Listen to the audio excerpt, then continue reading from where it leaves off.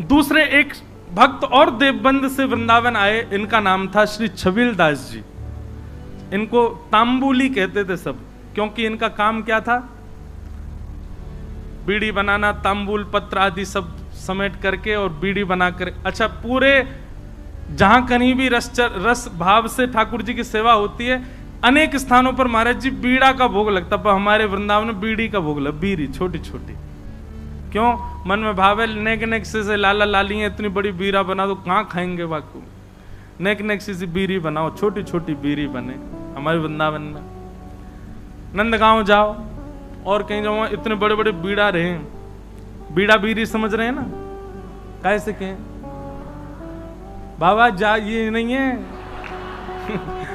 बाबा दूर तक कर रहे हैं, वो बीड़ी नहीं है, बीड़ी पानते के बीड़ी। जय हो भैया अरे राम प्रियालाल जी की सेवा में बीड़ी बढ़िया भैया, मैंने पूछ ली। पान की जो सेवा रे बात बीड़ी के हैं, और बीड़ा के वो बड़ो रे, छोटी रे वो बीड़ी। तो छबील दास जी तांबुली, ये भी देवबंद के थे, इनको भी महाप्रभु जी की बड़ी याद आई, और आप भी महाराज सब छोड़ छाड़ करके वृंदावन आ गए। बोले कि वहीं जाके छोटी छोटी बीड़ी बनाऊंगा, राधा वल्लभ लाल जी को पवाय करूंगा। आए, आकर के महाप्रभु जी के चरणों में प्रणाम किया, और प्रणाम करके कहा मुझे सेवा प्रदान करो। बहुत ध्यान से सुनना सब लोग। महाप्रभु जी बोले क्या सेवा करोगे? बोले हम पे तो एक ही काम आवे, बीड़ी बनावेंगे, प्रियालाल जी आप बनाओ। बोले ऐसी बीड़ी बनाओ जो मुख में जावे के बाद भी लाल जी को श्रम नहीं करना पड़े, अपने आप ही घुल जाए करे। महाराज जी कितना विचार हमारे ब्रजमंडल में किया जाता। आप कभी दाऊ जी जाओगे ना, दाऊ जी वहां श्री बलराम जी का मंदिर है। महाराज जी दाऊ जी में शाम को जब ठाकुर जी का, दाऊ जी का प्रसाद बनता है, इतनी छोटी छोटी पूड़ी बनती हैं। मैंने पूछी गुसाई जी इतनी छोटी पूड़ी काय को? बोले कहीं तोड़वे में श्रम नहीं है, जा पूरी पूड़ी उठाओ, सब्जी लगाओ, खा जाओ। मैंने की भैया ये लाड़ प्यार करके मूड हम नहीं बैठा रखे हैं ठाकुर जी इतना लाड़ करें ठाकुर जी से, बताओ ऐसी छोटी छोटी पूरी ये तोड़नी नहीं पड़ जाए। ऐसे हमारे ब्रजमंडल की सेवा है भैया। तो महाप्रभु जी ने आज्ञा करी ऐसी बीड़ी बनाइयो कि प्रियालाल जी के मुख में जाए, मुख में जाते ही घुल जाए। वो ठीक है। अब तो महाराज वो इसी भाव में बीड़ी सिद्ध करता था, पानों को रात में भिगोता, उनको बिल्कुल नरम सा बना के वही सामग्री भीतर, वो भी निधान महाप्रभु जी ने बताया क्या क्या सामग्री जाएंगे, उसके अलावा कुछ नहीं। बिल्कुल भी ऐसा ना हो कि मुख में जाकर के थोड़ा भी श्रम करना पड़े। रोज बीड़ी बनाता, चांदी के बढ़िया सुंदर पात्र में उनको भर के लेके जाता और सेवा में जाकर के श्री राधा वल्लभ लाल जी की सेवा में पधराता। एक बात बताएं आपको, ठाकुर जी के जितने भी अधरामृत हैं उनमें सर्वश्रेष्ठ है बीड़ी। क्यों? बाकी को अधरामृत महाराज जी ठाकुर जी पामे, पर बीड़ी को भोग ऐसा है ठाकुर जी क्या करें, वाकु पामे और मुख से लगा करके अधरामृत को स्पर्श करा करके तब वाकु पधरा दे। नेक नेक पामे, एक बीड़ी तो नेक लियो, दूसरी तो या को मतलब यह है कि मुख्य अधरामृत ठाकुर, वैसे तो सबका छू है पर बीड़ी में विशेष ठाकुर जी को अधरामृत को भाव रहे। हमारे नाथ द्वार में भी महाराज जी श्रीनाथ जी कितना बीड़ी भोग लगाते हैं, 100-150 पान रोज पाते होंगे। बताओ महाराज, हर प्रसादी के बाद में। और जैसे भोग की थाली होती है, भोग की थाली ठाकुर जी के सामने पधरा दी जाती है। ठाकुर जी इसमें हम पाएंगे या किशोरी जी पवाएंगे या ठाकुर जी किशोरी, हम लोग बाहर आ जाते हैं पर्दा करके। पर बीड़ी का तो नियम है कि बीड़ी आपको लेके ठाकुर जी के अधर से छुवानी ही पड़ेगी। तो मूल रूप से अधरामृत का स्पर्श बीड़ी को प्राप्त होता है, इसलिए बीड़ी प्रसाद प्राप्त हो तो समझ जाइयो अधरामृत ही है ठाकुर जी को।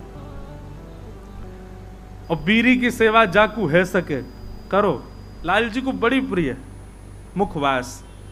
तो ये छबील दास जी तांबुली आए और इनने बीड़ी की सेवा प्रारंभ करी।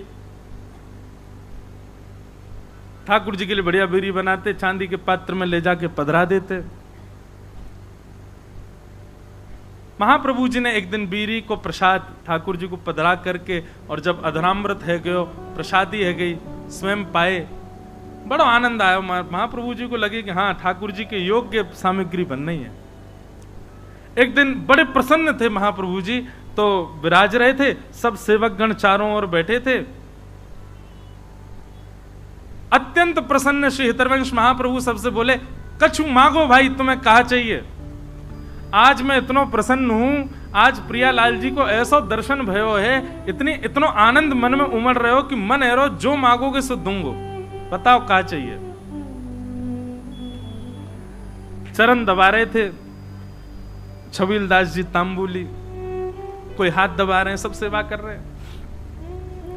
हाँ भाई तांबुली छबीलदास, तू बता क्या चाहिए। तेरी बीरी पाई, बहुत बहुत स्वाद, और बिल्कुल ऐसा लग रहा हो कि हाँ प्रियालाल जी को सुख मिलता होगा, बता कहा चाहिए।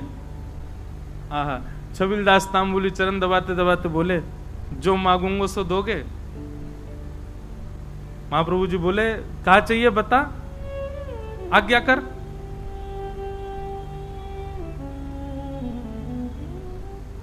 सावधानी से सुनो, बता कहा चाहिए।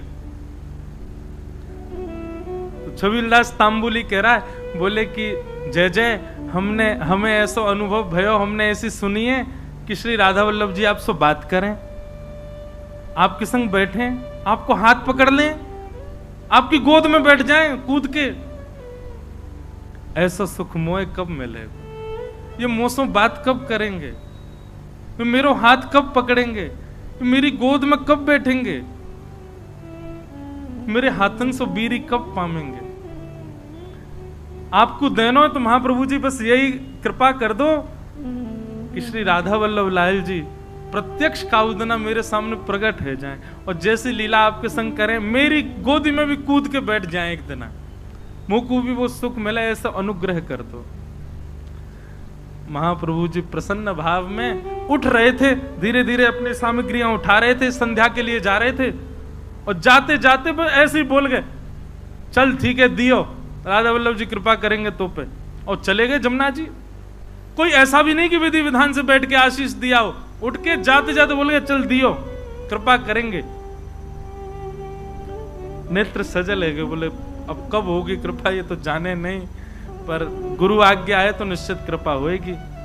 स्नान ध्यान करके वो भी बीरी की सेवा तैयार सिद्ध करन लगो, और बीरी सिद्ध करके महाराज जैसे ही लेकर के राधा वल्लभ जी मंदिर में आयो, संयोग से कोई भी नहीं मंदिर में, अकेलो छबीलदास तांबुली बीरी भोग लेकर के भीतर गयो, ढूंढन लगो, कोई सखी मिले, सहचरी मिले, कोई सेवक मिले तो दम भैया अंदर पधराए दो।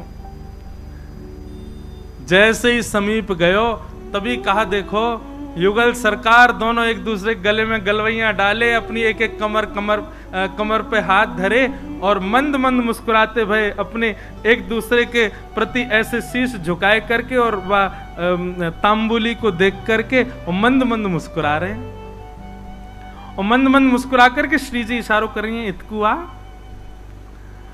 अब तुम। अच्छा एक बात, हाँ वो तो बताना भूल ही गया मैं, जब उसने महाराज जी महाप्रभु जी से यह आज्ञा मांगी कि आप ऐसा अनुग्रह करो कि प्रियालाल जी मुझको प्रत्यक्ष दिखें, तब महाप्रभु जी कह में सह पाएगा उनके स्वरूप को। वो अगर प्रकट है गए तो उनके स्वरूप माधुरी, रूप माधुरी को झेल लेगो ना, झेल लेगो तो को आशीष दूंगो। तो माने कही रूप देखने के बाद झेलनो ही ना है, प्राण निकल जाए, बस रूप दिख जाए एक बार, वाक्य बात। अच्छा क्योंकि एक बात बताएं, सहचरी भाव में और अंतरंग भाव में प्रियालाल जी तो अपनी लीला करते हैं, आपको तो बस प्रवेश मिल जाता है, और कहीं उनकी छवि देख करके आप बेहोश हो गए तो कई जगह महाराज जी हमारे वृंदावन रस रीति में उसको अपराध माना जाता है। आपने जरूर अपनी गुरु निष्ठा में कोई कमी छोड़ी होगी, जरूर अपनी निष्ठा भाव, इसीलिए आप उस छवि के भाव को सहन नहीं कर पाए। इसलिए महाप्रभु जी ने कहा झेल लेगो, झेल पावेगो स्वरूप को। छबीलदास बोलो आप कृपा करोगे, तो सब संभव हो जाएगा। तो महाप्रभु जी कहेगा हाँ ठीक है, होगी कृपा। आज जैसी आयो, और आज महाराज बस थोड़ी देर पहले की बात है, महाप्रभु जी कह के गए कृपा होएगी, इतने में ही वो बीड़ी लेके आयो, इतने में तो कृपा है गई। प्रिया प्रियतम साक्षात खड़े वहां के सामने, श्री जी इशारा कर रही है इतकुआ। छबीलदास के 2 बार तो नेत्र बंद भये, हाथ पाम वाके होश में नहीं, ठंडो पड़ गयो पूरो, कभी इतकू जावे कभी उतकू, बस गिरवे ही वारो। इतने में ही वाने महाप्रभु जी को स्मरण किया। हितवंश महाप्रभु को स्मरण करते तुरंत चेतना आ गई, मानो गुरु ही कृपा करके ये बल दे रहे हैं कि प्रिया प्रियतम को देखो, उनकी बिना कृपा के देखे ही नहीं पाओगे वह स्वरूप को। छबीलदास सामने खड़ो है, अब कहां बोले ठाकुर जी से। ठाकुर जी तो मंद मंद मुस्कुरा रहे हैं। श्री जी कह रही हैं जोर से मत मुस्कुरा दी, प्राण निकल जाएंगे आके। ऐसी छवि ठाकुर जी की। ठाकुर जी बोले खड़ो ही रहेगो, कछु करेगो भी। छबीलदास बोलो मुंह पे तो कछु आ भी ना, कहा करूं जय जय। बोले कहा करूं कहा। वो दूर डिबिया लेके खड़ो बीरी की, इतकुआ बीरी पवा। अब वो गयो महाराज, हाथ पाम कांप रहे वाके, ऐसे डिबिया खोल के और ठाकुर जी के आगे पधराई दी। ठाकुर जी बोले बाबरो ही है बिल्कुल ही। अरे निज करसों उठा बीरी और मुंह में पवाए दे, इतनो विलंब काय को करे। जैसी बीरी उठाए करके ठाकुर जी के सन्मुख करी। ठाकुर जी इशारों के नहीं, पहले श्री जी को पवाए। श्री जी ने बीच में से बीरी आधी तोड़ करके मुख में लाई। बोले अब अधरामृत मुंह को पवा। जैसे ही पवायो महाराज, वो छवि निहार करके कौन सुध में रह सके। बस वहीं वह छवि को देखतो प्रिया प्रियतम लीला कर रहे हैं। अद्भुत छवि को दर्शन करते करते छबीलदास तांबुली ने वहीं प्राण त्याग दिए, ठाकुर जी में विलीन है गए। बोलो श्री राधा वल्लभ लाल की। क्या समझ में आई बात? भजन के प्रताप से, आपके भाव के प्रताप से कभी प्रिया प्रियतम दिख भी गए तो देखवे की सामर्थ्य और वास में कहा करनो, ये सामर्थ्य भी गुरु प्रदान करेंगे। या हमारी गुरु शरणागति लो भैया। गुरु आज्ञा के बिना या गुरु कृपा के बिना प्रिया प्रियतम दिख गए तो हम झेले ही नहीं पाएंगे।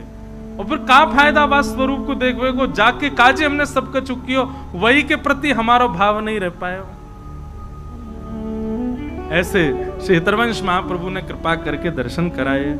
जय जय राधा वल्लभ हित हरिवंश, जय जय राधा वल्लभ हित हरिवंश, जय जय राधा वल्लभ हित हरिवंश, जय जय राधा वल्लभ हित हरिवंश, जय जय राधा वल्लभ प्यारो हरिवंश, जय जय राधा वल्लभ प्यारो हरिवंश, जय जय राधा वल्लभ प्यारो हरिवंश, जय राधा वल्लभ प्यारो हरिवंश, जय जय श्री वृंदावन श्री वनचंद्र, जय जय श्री वृंदावन श्री वनचंद्र, जय जय राधा वल्लभ श्री हरि, जय राधा वल्लभ श्री हरि, जय जय राधा वल्लभ हित हरिवंश, जय जय राधा वल्लभ हित हरि।